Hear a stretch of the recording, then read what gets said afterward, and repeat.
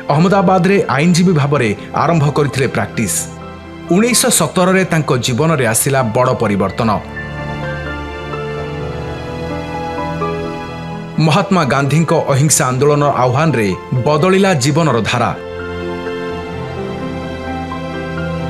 भारतीय जातीय कांग्रेस रे जोगदेई पटेल जने शक्तिशाली नेता पालटी गले। 1928 रे ब्रिटिशर को अत्यधिक कर विरोध में चाषी मानकर बारडोली सत्याग्रहर नेतृत्व नेइथिले। वल्लभ भाई पटेल को रणनीतिगत उत्कर्षता एवं जनसाधारण को एकाठी करिवार क्षमता तांकु सरदार उपाधि प्रदान करिथिला। जड़े दृढ़ गांधीवादी भाव में पटेल असहयोग आंदोलन, लवण सत्याग्रह एवं 1942 भारत छाड़ आंदोलन में मुख्य भूमिका ग्रहण करथिले। अनेक थर कारावरण करथिले सरदार पटेल। सरदार पटेल वास्तववादी चिंताधारा पाई बेस जनाशुना। भारत विभाजन समय सृष्टि होइथिला धर्म और जातिगत उत्तेजना। वास्तवतार सह कांग्रेस आदर्श को संतुलन करी जटिल समस्या गुड़ी को आलोचना जरिया समाधान करथिले। भारत स्वाधीन हेबा परे देशर प्रथम उप प्रधानमंत्री एवं गृहमंत्री होइतिले।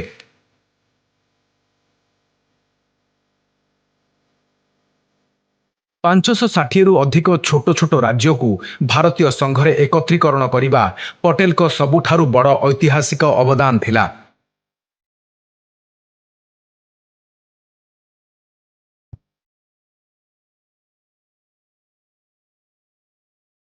कूटनीति एवं आवश्यक स्थले सामरिक कार्यानुष्ठान माध्यम से एक खंड विखंडित भारतीय उपमहादेश को एकजुट करी भारतर आंचलिक अखंडता को सुनिश्चित करथिले।